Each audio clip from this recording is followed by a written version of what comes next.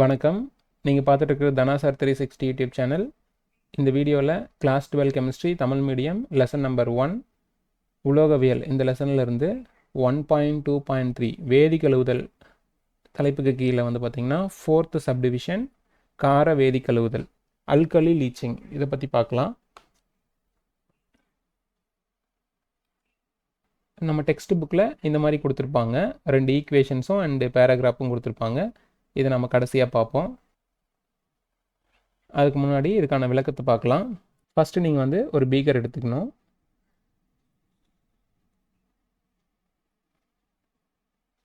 இந்த பீக்கரில் நீர்த்த காரங்கள், குறிப்பாக நீர்த்த NaOH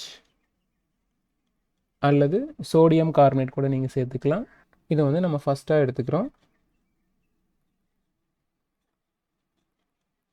இந்த காரங்களோட வினைபுரியும் தன்மை கொண்ட தாதுக்கள், உதாரணத்துக்கு நம்ம பாக்சைட், இதை வந்து நல்லா துகளை அரைச்சி இது கூட சேர்க்குறோம்.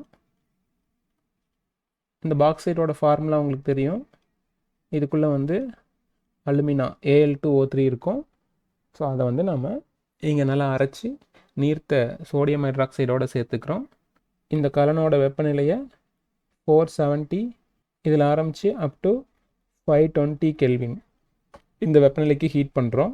அதே சமயத்தில் அழுத்தம் வந்து ஒரு 35 அட்மாஸ்பியர் 35 வளி அழுத்தம் இருக்கிற மாதிரி அமைப்பை நம்ம செட் பண்ணி வச்சுக்கிறோம். ஸோ இதுதான் வந்து ரியாக்டன்ட்டு. ஓகே, ஸோ இதில் நம்ம என்னென்ன பொருள் எடுத்துக்கிட்டோம் அப்படியே எழுதலாம். இந்த மாதிரி நம்ம வினைப்படு பொருட்கள் எடுத்துக்கிட்டோம் அப்படின்னா இந்த பாக்சைட்டும் நீர்த்த NaOH இதில் இருக்கிற தண்ணி எல்லாம் சேர்ந்து இந்த வினைக்கலனில் வந்து sodium meta aluminate, sodium meta aluminate இந்த பொருள் உருவாகுது. இந்த பொருள் பொறுத்த வரைக்கும் ஒரு அணைவாக இருக்கும். அதே சமயத்தில் இது வந்து நீரில் கரையும் தன்மை கொண்டது. அப்போ இந்த கரைசலில் வந்து இந்த சோடியம் மெட்டா அலுமினேட் அப்படிங்கிற மாதிரி உருவாகிற இடைநிலை பொருள் வந்து கரைஞ்சிருது. இதே சமயத்தில் இந்த தாதுக்களோடு இருந்த மாசுக்கள், ஸோ இதில் என்னென்ன இருக்கும் அப்படின்னு பார்த்தீங்கன்னா இரும்பு ஆக்சைடு அண்டு டைட்டானியம் ஆக்சைடு. இது வந்து நீர்த்த சோடியம் ஹைட்ராக்சைடில் கரையாது. அதனால் இது வந்து வீழ்படிவாக கீழே படிஞ்சிரும். ஓகேவா? ஸோ ஃபார்முலாஸ் பார்க்கும்போது இரும்பு ஆக்சைடு அப்படின்னா 2 இரும்பு ஆக்சைடு எடுத்துக்கலாம்.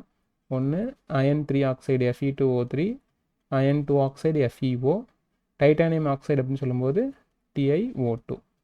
ஸோ இந்த ஃபார்முலா இருக்கிற இந்த மாசுக்கள் எல்லாமே இங்கே கலனோட அடிப்பகுதியில் படிஞ்சிருது. நம்ம ஏற்கனவே சொன்ன மாதிரி சோடியம் மெட்டா அலுமினேட் அப்படிங்கிற இந்த அணைவு வந்து கரைசல் நிலையில் இருக்குது. அப்போ வடிநீரில் வந்து தேவையான உலோகம் இருக்கும். அப்போ இந்த வடிநீரை நம்ம என்ன பண்ணுறோன்னா அடுத்த ஸ்டெப்புக்கு போகும்போது வடித்து இன்னும் ஒரு பீக்கரில் எடுத்துக்கிறோம். ஓகேவா? இப்போ அந்த வடிநீரை வந்து தனியாக இன்னொரு பீக்கரில் எடுத்துக்கிறத வச்சுக்குவோம். இப்போ இதுக்குள்ளே வந்து ஃபில்ட்ரேட் அணைவு இருக்குது இல்லையா, அந்த கரைசல் வந்து இங்கே இருக்குது. ஸோ இதுக்குள்ளே என்ன இருக்குது? சோடியம் மெட்டா அலுமினேட் மட்டும் இருக்குது. அது கூட நீர் இருக்குது, தண்ணி. இப்போ நம்ம என்ன பண்ண போகிறோன்னா இதோட எக்ஸஸ் ஆஃப் வாட்டர் இதை நம்ம வந்து ஆட் பண்ணிக்கிறோம். இன்னும் வந்து கொஞ்சம் நீர்த்துக்கிறோம் அப்படின்னு சொல்கிறோம். ஸோ நீர்த்தல் அப்படின்னா தண்ணியை சேர்க்கறது. இதுக்கப்புறம் இது கூட என்ன பண்ணுறோன்னு பார்த்தீங்கன்னா கார்பன் டை ஆக்சைடு வாயுவை செலுத்துகிறோம். இப்போ இந்த மாதிரி செலுத்தும் பொழுது நமக்கு என்ன ஆகுதுன்னு பார்த்தீங்கன்னா இங்கே இருக்கிற சோடியம் மெட்டா அலுமினேட் வந்து இந்த கார்பன் டை ஆக்சைடோட வினைப்பட்டு நமக்கு தூய நிலையில் அலுமினா கிடைக்குது. ஸோ அலுமினியம் ஆக்சைடு இது வந்து தூய நிலையில் கிடைக்குது. இதுக்கப்புறம் இதை வந்து ஹல்ஹரால்டு முறையில் நம்ம வந்து மின்னாற்பகுத்தல் செஞ்சு அதிலிருந்து தூய்மையான அலுமினியத்தை பிரித்து எடுத்துக்கலாம். ஓகே, ஸோ இதுதான் வந்து இந்த வினையில் நடக்கிற முக்கியமான நிகழ்வுகள். இனி வந்து நம்ம இந்த கண்டென்ட்டை ஈக்குவேஷனை எப்படி மாற்றலாம் அப்படின்னு பார்ப்போம். ஸோ ஃபஸ்ட்டு வந்து பாக்சைட் தாது எடுத்துக்கிறோம். அதோட ஃபார்முலா Al2O3. இது கூட இருக்கிற தண்ணியை நம்ம வந்து கன்சிடர் பண்ணுறதில்ல. ஸோ அதனால் மாசுள்ள தாதுவாக இது இருக்குது. இதோட ப்ளஸ் NaOH அடுத்து நீர்த்த சோடியம் ஹைட்ராக்சைடு அப்படிங்கிறதுனால தண்ணி. இது நாம் எடுத்துக்கும்போது வெப்பநிலை 470 கெல்வின் டு 520 கெல்வின், இதை மறந்துடாமல் மென்ஷன் பண்ணிக்கணும். இது கூட அழுத்தம் வந்து 35 அட்மாஸ்பரிக் ப்ரெஷர்.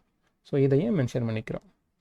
இப்போ என்ன நடக்கும் அப்படின்னு பார்த்தீங்கன்னா, இந்த ஈக்குவேஷனில் ஒரு அலுமினா வந்து 2 சோடியம் ஹைட்ராக்சைடோடையும் 3 மூலக்கூறு நீரோடையும் வினைப்பட்டு நமக்கு வந்து சோடியம் மெட்டா அலுமினேட் கிடைக்கும். ஸோ அதோட ஃபார்முலா வந்து NaAlOH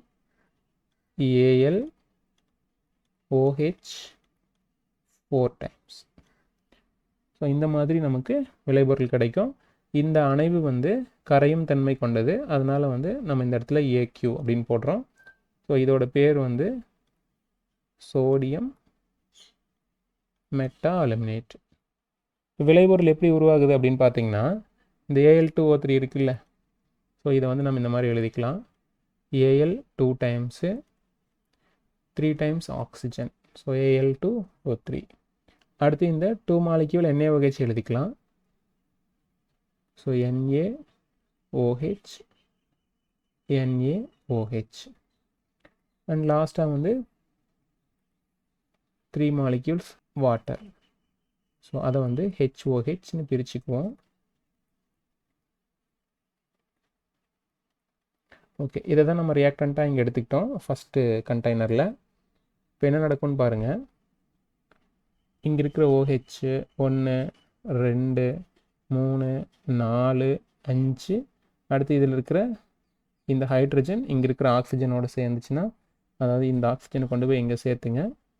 அது மாதிரி பார்த்தீங்கன்னா இப்போ இங்கே ஒரு OH, இங்கே ஒரு OH, இங்கே ஒரு OH, டோட்டலாக பார்த்தீங்கன்னா ஏற்கனவே ஒரு 5 OH, இப்போ ஒரு 3, மொத்தம் 8 OH நமக்கு கிடைக்குது. இந்த 8 OH தான் இங்கே பாருங்கள், இங்கே நம்ம வந்து மென்ஷன் பண்ண போகிறோம். ஸோ நம்மக்கிட்ட 4 OH இந்த ஃபார்முலாவில் வந்துருச்சு. இதை பேலன்ஸ் பண்ணுறதுக்காக நம்ம வந்து சோடியம் மெட்டா அலுமினேட்டுக்கு முன்னாடி 2 போட்டோம்னா இப்போ வந்து 2 × 4 டைம் 8 OH நமக்கு கவர் ஆகிடும். அடுத்தது சோடியம், இது பாருங்கள் இங்கே 2 Na இருக்குது, அந்த 2 Na இங்கே இருக்குது. அடுத்து பார்த்தீங்கன்னா Al, ஸோ அது வந்து இங்கே 2Al அப்படின்னு வச்சுக்கலாம். இப்போ நம்ம வந்து என்ன ரியாக்டன்ட் எடுத்தோமோ அது எல்லாத்தையும் ப்ராடக்டாக மாற்றிட்டோம். அப்போ இந்த வினை வந்து சமன் செய்யப்பட்ட வினை அப்படின்னு சொல்கிறோம். ஸோ இந்த ஈக்குவேஷன் தான் வந்து இங்கே மேலே கொடுத்துருக்காங்க பாருங்கள். இம்முறையில் தாதுவினை நீர்ம காரங்களுடன் வினைப்படுத்தும் பொழுது, அப்போ நீர்ம அப்படின்னா இதுக்குள்ளே H2O இருக்குது, காரம் அப்படின்னா சோடியம் ஹைட்ராக்சைடு அல்லது சோடியம் கார்பனேட், ஏதாவது ஒன்று நீங்கள் ஞாபகம் வச்சுக்கணும். அப்போ நமக்கு என்ன கிடைக்குதுன்னா கரையும் தன்மை கொண்ட அணைவு. ஸோ இது வந்து முக்கியம். இதுதான் வந்து சோடியம் மெட்டா அலுமினேட். ஓகேவா? இந்த சோடியம் மெட்டா அலுமினேட் வந்து உருவாயிடுது. அப்போ நீங்கள் என்ன எடுத்துக்கிறீங்க, பாக்சைட்டை தாதுவை எடுத்துக்கிட்டிங்கன்னா அப்போ சோடியம் மெட்டா அலுமினேட் கிடைக்கும். வெப்பநிலை, அதுக்கப்புறம் அழுத்தம், இதெல்லாம் ஞாபகம் வச்சுக்கோங்க. இது கூட பாருங்கள், இந்த இரும்பு ஆக்சைடு, டைட்டானியம் ஆக்சைடெல்லாம் கரையாமல் கீழே படிஞ்சிடும். நம்ம ஏற்கனவே பேசணும், அதெல்லாம் இங்கே சொல்லியிருக்காங்க. அடுத்து இந்த ஈக்குவேஷன். ஸோ இதை வந்து நம்ம இந்த மாதிரி கம்ப்ளீட் பண்ணியிருக்கோம். ரைட், அடுத்தது நம்ம என்ன பண்ணணும்னு பாருங்கள். இந்த கரைசலை வந்து வடிகட்டிட்டு அது கூட நீர்க்க செய்யணும், அப்படின்னா தண்ணியை சேர்க்கணும். அதுக்கப்புறமா CO2 வாயுவை செலுத்தணும். அப்படி செலுத்தினோம்னா நமக்கு இந்த 2வது வினை நடக்குது. ஸோ அது வந்து இந்த 2வது பீக்கரில் நடக்கும் அப்படின்னு நம்ம ஏற்கனவே பேசியிருந்தோம். அதற்கான வினை பார்க்கலாம். இப்போ இங்கே வந்திருக்கிற இந்த சோடியம் மெட்டா அலுமினேட் வந்து AQன்னு போட்டதுனால இது வந்து கரைசலில் இருக்கும். இந்த கரைசலை தான் வடிக்கணும் அப்படின்னு சொல்லியிருந்தோம். ஸோ வடிநீரை வந்து அடுத்த ஸ்டெப்புக்கு கொண்டு போகிறோம். அப்போ என்ன கிடைக்குதுன்னு பாருங்கள். 2NaAlOH 4 times. ஸோ இது கூட நம்ம வந்து எக்ஸஸாக வாட்டரை ஆட் பண்ணிவிட்டு அதுக்கப்புறம் கார்பன் டை ஆக்சைடு செலுத்த போகிறோம். இப்போ கார்பன் டை ஆக்சைடு மட்டும்தான் இந்த சோடியம் மெட்டா அலுமினேட்டோட வினை புரிய போகுது. அப்போ நமக்கு என்ன ஆகுதுன்னு பாருங்கள். இந்த வினையில் மறுபடியும் தூய நிலையில் அலுமினா கிடச்சிரும், அதாவது பாக்சைட் தாது கிடச்சிரும். அப்போ வந்து Al2O3 இங்கே வந்து நீரேற்றம் அடைந்த நிலையில் இந்த தாது கிடைக்கும். ஏன்னா ஈரமாக இருக்கும் இல்லையா, அதனால அதை .3H2O அப்படின்னு போடுறோம்.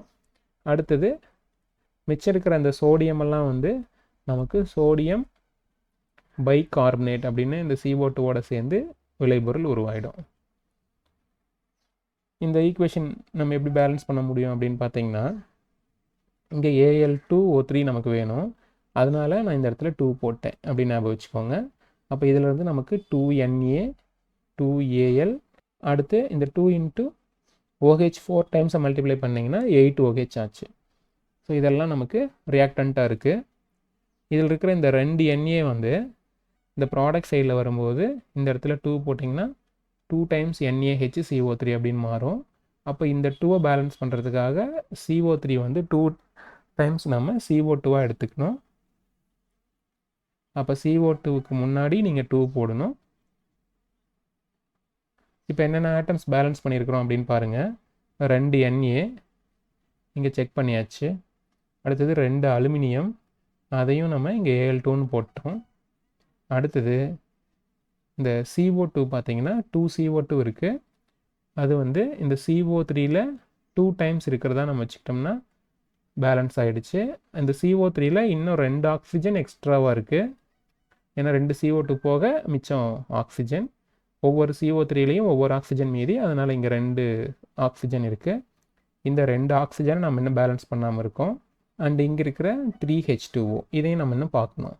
அப்போ டோட்டலாக பார்த்தீங்கன்னா 3H2Oவில் 6H இருக்குது. 3 × 2 6H. அதுக்கடுத்து இந்த பைகார்பனேட்டில் ஒரு 2 × H 2H. அப்போது இதில் ஒரு 6, இங்கே ஒரு 2, 8H இருக்குது. இந்த 8H தான் 2 × இந்த 4OH நம்ம சொல்கிறோம்ல 8OH அதிலேருந்து வந்திருக்கு. ஓகே, ஸோ இதுக்கப்புறம் வந்து ஆக்சிஜன் எப்படி பேலன்ஸ் பண்ணுறதுன்னு பாருங்கள். நம்ம ஏற்கனவே பேசின மாதிரி இங்கே ஒரு 2 ஆக்சிஜன் இன்னும் பார்க்க வேண்டியிருக்கு. அதுக்கடுத்து இதில் வந்து ஒரு 3 ஆக்சிஜன். அடுத்து Al2O3ல் ஒரு 3 ஆக்சிஜன். ஸோ இங்கே ஒரு 3 ஆக்சிஜன், இங்கே ஒரு 3 ஆக்சிஜன், அடுத்து லாஸ்ட்டாக வந்து ஒரு 2 ஆக்சிஜன். டோட்டலாக பார்த்தீங்கன்னா நமக்கு 8 ஆக்சிஜன்ஸ் தேவை. இந்த 8 ஆக்சிஜன், அதாவது CO2வில் இருக்கிற ஆக்சிஜன் எல்லாமே 8 தேவை. அதுதான் இந்த 2 × OH 4 டைம்ஸில் வர 8 ஆக்சிஜன். அதாவது 2 × OHல வர 4 ஆக்சிஜன். அப்போ 8 ஆக்சிஜன் அப்படின்னு இதை பேலன்ஸ் பண்ணுறோம். ஸோ இந்த மாதிரி ஈக்குவேஷன் நம்ம பேலன்ஸ் பண்ணிக்கலாம். இல்லை அப்படின்னா இந்த ஈக்குவேஷனை டைரெக்டாக மெமரி பண்ணிக்கோங்க. ஓகே, இப்போ இந்த ஈக்குவேஷன் உங்களுக்கு புரிஞ்சிருக்கும்னு நினைக்கிறேன். இந்த ஈக்குவேஷன் புக்கில் எப்படி இருக்குது அப்படின்னு பார்க்கலாம். நம்ம ஏற்கனவே பேசியிருந்தோம்ல, இந்த சூடான கரைசல் வடிகட்டப்பட்டு குளிர்விக்கப்பட்டு நீர்க்க செய்யப்படுகிறது. ஸோ CO2 வாயு நம்ம செலுத்துகிறோம்.